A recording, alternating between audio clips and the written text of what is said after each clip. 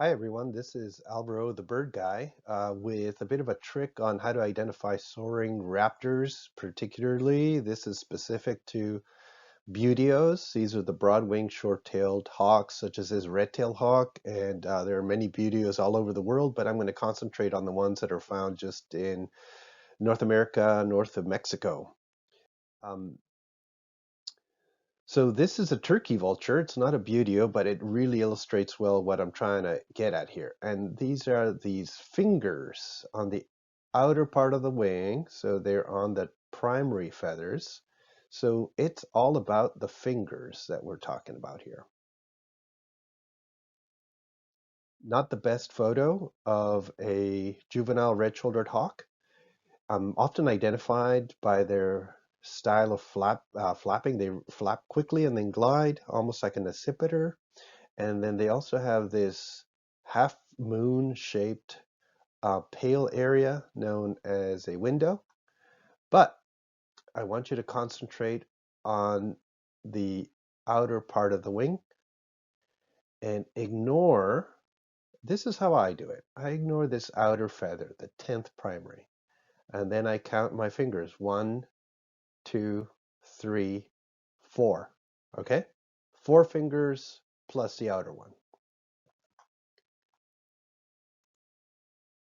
These are juvenile Broadwing hawks, two birds flying over during migration and just ignoring all aspects of the actual bird's plumage. I just want you to look at these fingers again.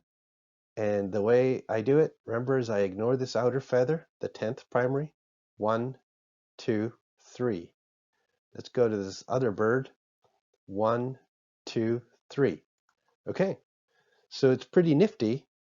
Remember, red-shouldered hawk, which can be sometimes confused with broadwing hawk, especially in the east of the continent where the two overlap widely, had 4 fingers. Broadwing hawk has 3 fingers. That's a pretty solid, cool identification feature you can use. Here's another uh, red-shouldered hawk, this time an adult. Let's do it again. So I ignore that 10th primary. 1, 2, 3, 4. We're back to 4 fingers. 3 on broadwing, 4 on red shoulder. Now this might look a little different to you. It's a juvenile red-tailed hawk. Okay, red-tailed hawk has real nice big old fingers on those wingtips, ignoring the 10th primary. 1, 2, 3, 4. So it's like a red-shouldered. It has 4 fingers on the wingtip. Here's how it works. First of all, these photographs are from the Fish and Wildlife Service Feather Atlas. So you can download these pictures for various different birds to study their feathers. Incredibly useful. And this is the outer primary feather. This is the innermost. There are 10 primary feathers, so this is that outer one that I ignore, the 10th one. Now, let's just look at this one in here. This is the 8th primary. You see, as we go on the outside of the feathers, this is the outside and this is the inside. The outer vein has an indentation in here called an emargination. On the inside of the feather, there's an even more distinctive indentation called a notch. So there are notches on the inside, emarginations on the outside. The outer vein on a primaries is always the thin one, and the inner one is that wide one. So here's what happens. Now, the outside of the 10th primary is doesn't have any margination. It has a nice smooth edge because you want the outside of your wing to have a nice smooth edge. But it does have a nice notch. So on this red-shouldered hawk, we have 1, 2, 3, 4 notches. And if you look at the emarginations, there's 1, 2, 3, 4 emarginations. That creates the situation where you have 1, 2, 3, 4 fingers and then the outer feather on red-shouldered hawk. Check out Broadwing Hawk. Similarly, you can see those notches and then emarginations on the outer veins, notches on the inner, starting with the outer feather, primary 10, 1, 2, 3 notches, emarginations absent from the outer feather, the primary, 10th primary, 1, 2, 3.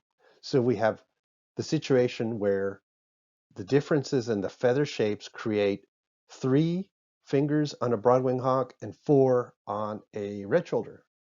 Nifty. And you can compare them back to back here if you'd like. And again, I've just been ignoring all of the pattern, just concentrating on the fact that red-shouldered hawk, ignoring the outer 10th primary, has 1, 2, 3, 4 fingers.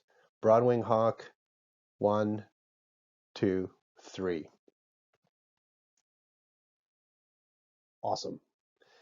Now, basically, the ones that have 4 fingers are almost all of our North American buteo or buteo-like birds. I'm including a few things here, gray hawk, white-tailed hawk that are not considered buteos anymore. And just have you know that basically everything, red-tailed, red shoulders, ferruginous, rough-legged, zone-tailed, short-tailed, gray hawk, have the 4 fingers. The ones that have 3 are Swainson's, broad-winged, and white-tailed hawk.